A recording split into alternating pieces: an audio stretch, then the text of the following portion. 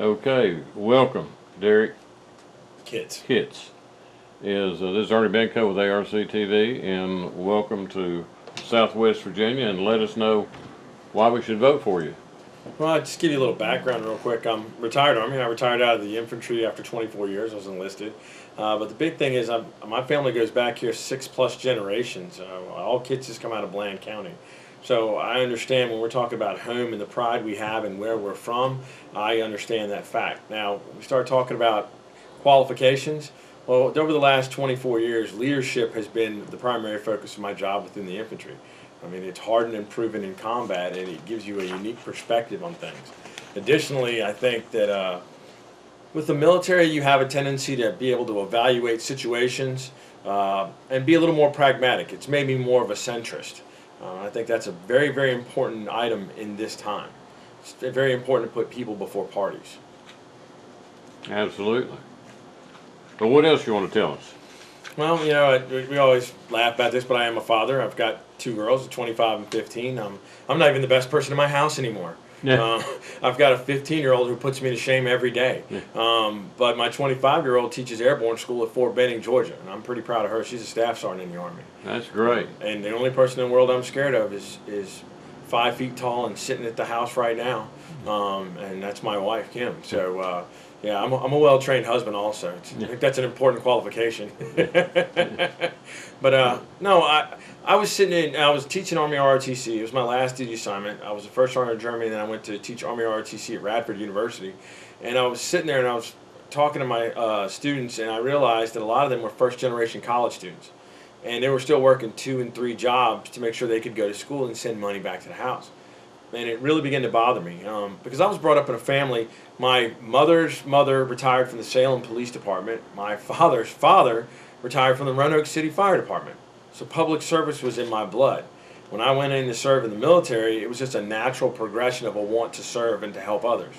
And when I came back, my wife sat down with me and we were talking about things, and we were trying to make a career decision whether I was going to continue with the Army or retire, and we made a family decision to retire specifically to run against the current congressman in this district, and bring things home. I thought it was important to have somebody that actually represents home and the blue-collar work mentality that we have out here.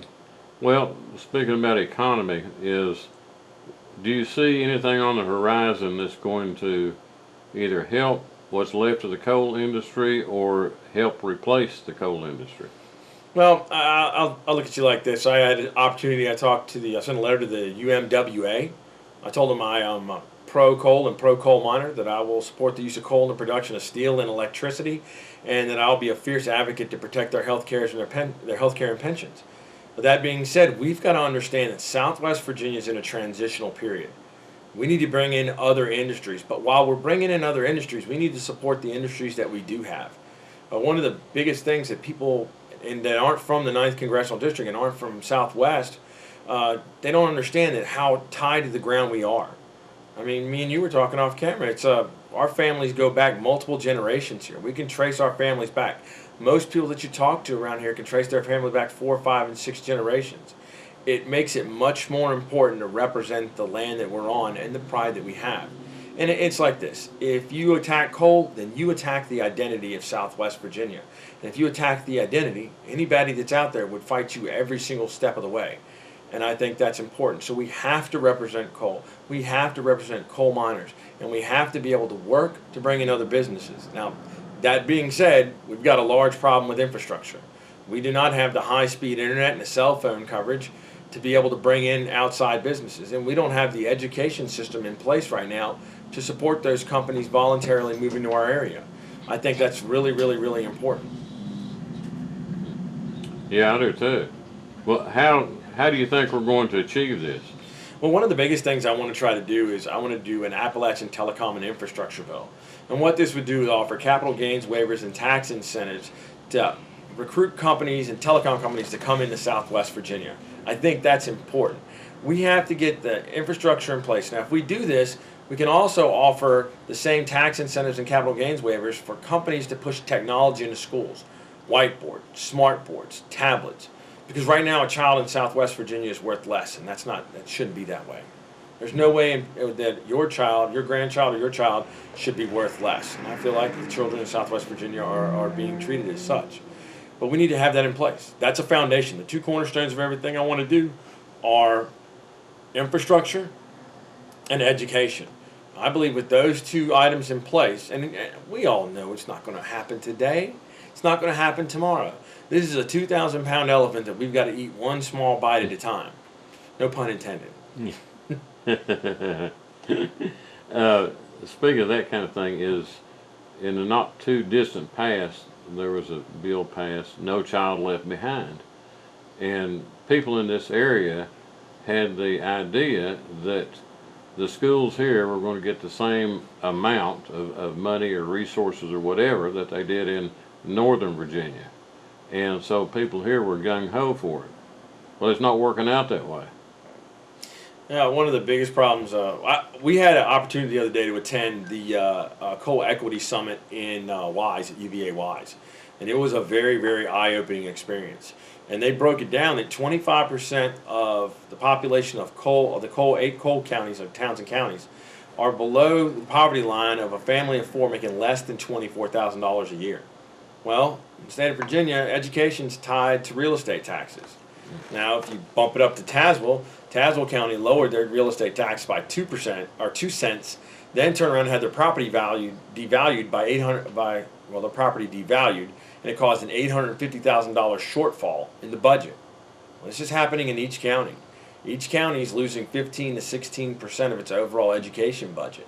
And the problem with that, and it comes back to this, when you have a loss of jobs, you have a loss of people to pay taxes. You lose tax revenue, you lose the ability to fund education. And you lose the ability to fund education, you lose hope. And hope right now in Southwest Virginia is in severe short supply. I'll agree with it. We were there and videotaped that conference. It was extremely interesting. And then the other problem, too, is that we're losing all this, but also the people that are capable of doing hard work, they're leaving because there's no jobs for them here. The mines are closing, they're leaving. The people that are left here are people on Social Security or some form of government assistance, and they have less to spend, and consequently the roads are not being built either. No, and then one of the charts that came up that was probably the most eye-opening was a chart that showed that 9th Congressional District right now has more deaths than births. And it's going to continue to shrink. When the district was designed after the 2010 census, it had 768,000 people. Right now, we're around 680,000 people. That's how much we've lost in the last 6 years. But here's the other problem. The average age you've got in the 9th Congressional District is 52 years old. Montgomery County is 45, so if you take out Montgomery County, you've really got a problem. I mean, I've had a unique opportunity to drive 35,000 miles. We've traveled all over the district. You remember the 9th Congressional District is almost 9,000 square miles. It's the size of New Jersey. And the expression of "you can't get there from here," that comes from Southwest Virginia. Because the other day I was all the way down in Bassett and I had to drive out to Big Stone Gap, and that's a drive. And people don't realize that the time it takes you about 5.5 hours to drive across the district from one corner to the other. Well, with that, you've got 5 economic zones within there. Everybody's got their own problems, but the big things that come back to are infrastructure and education. And then when you talk education and infrastructure, we got to talk about a couple other things. I mean, I had an opportunity the other day. I go to this little restaurant. I always get a sandwich. Girl in there, Amanda, was leaving one day, and I was like, "Why are you leaving?" And she goes, "Well, I've got to go home and get my child." I was like, "It's 12:30 in the afternoon. What's going on?" She goes, "Well, 1, I can't afford daycare, and 2, the elementary school she goes to doesn't have air conditioning. It's over 100 degrees inside the school." So when people think infrastructure, they think roads and sewers and waters, and that's part of it. But also the crumbling infrastructure within our school system out in Southwest Virginia is a big, big deal. Why would a company want to move here when they know their children can't get a quality education?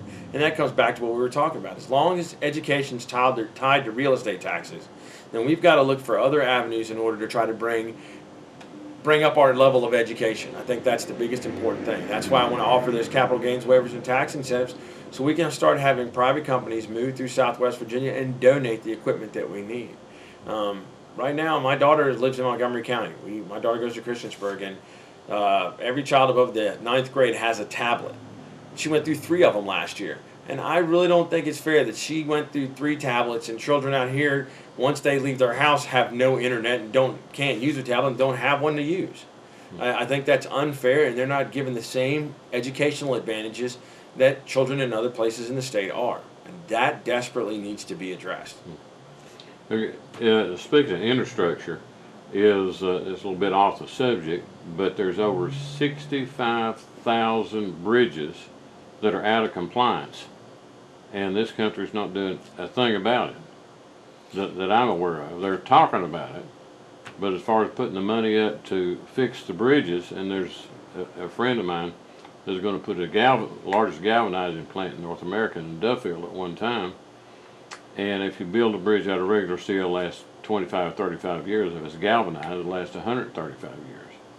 So it just seemed like, but all the states around here that I've talked to, they are afraid to do anything to help bring that about. It'll be 400 jobs when it's built. Is they say, well, you know, if we help build it and then the government doesn't approve the funding for the bridges, we won't get elected again. That doesn't make a whole lot of sense to me. I can understand their point, but do you really need to have people die before somebody does something? And that's part of the problem. And that's not just infrastructure. That's the political process all the way around. Both sides, and there's plenty of blame to go around, but both sides have gone to the far extremes on either side. And the people in the middle are the ones that are getting caught. Infrastructure is one of those things because people don't want to step out on a limb and take a chance. They want to step back and let somebody else do it. Well, here's the problem with that. You're being a representative. You're also called upon to be a leader. Leadership means finding solutions to problems, not sitting there whining about the problem and not finding a solution for it. And that's really one of the biggest things that I've got into this for, because I'm tired of seeing people sit back on their laurels, make business decisions with people's lives, and then decide that their life is more important than the lives of their constituents. Too many people have an over-exaggerated feeling of their own self-importance, and I think that's a big problem we have right now with Congress. I agree with you on that. Let me ask you another concept here. Is if I was going to put a business in Virginia or Tennessee, say, is from what it looks like to me, I would probably prefer to go to Tennessee. They've got major highways throughout Tennessee, and there's no state tax in Tennessee. And of course, the regulations leave a lot to be desired in Tennessee too, so people can get away with more. But that's just the nature of Tennessee, it seems like to me. But why would I want to bring a business here where the roads aren't that good, the education, they don't pinpoint what I need for my employees, and to me that seemed like a major problem for almost everybody that looks about coming here. Well, let me preface this a little bit by saying, and this will help offset some of this stuff. One of the biggest things I want to work on besides that infrastructure bill is constituent services. And this is going to lead right into business recruitment. And the reason I say constituent services, Rick Boucher was the former congressman for this area, and he was well known, one, for his work ethic. Whether you agree with his policy or politics or not, Rick was a hard worker. He brought a lunch pail to work every day. He traveled to the district. He was seen. He interacted with people. The current congressman right now doesn't do that. Now, one of the ways I want to work on this and develop with the Industrial Development Authority is I want to establish more offices. I want to have a heavy presence in the district. I want people to know and companies to know that they have a conduit to Washington, D.C. in order to address their problems. So I want to put an office in Lebanon. I want to put one in Wytheville. I want to put one in Martinsville, and I want to keep the two in Washington. In Abingdon, and the other one in Christiansburg, and offer the possibility of satellite offices at different times. The issue with this is businesses need a voice also. You flip back to Rick Boucher, another thing he did was he was really good about recruiting businesses into Southwest Virginia. He was really good about working with local governments in order to find businesses that matched up with the needs of each one. He did that because he knew the area. He understood the people that worked there. He understood the representatives, the boards of supervisors, the mayors. But you've got to be able to travel, look people in the eye, and shake their hand. And one of the things I think that I can bring to the table is that same work ethic. So businesses have the security to know that I'm going to work for them also, because at the end of the day, my job is to represent my constituents.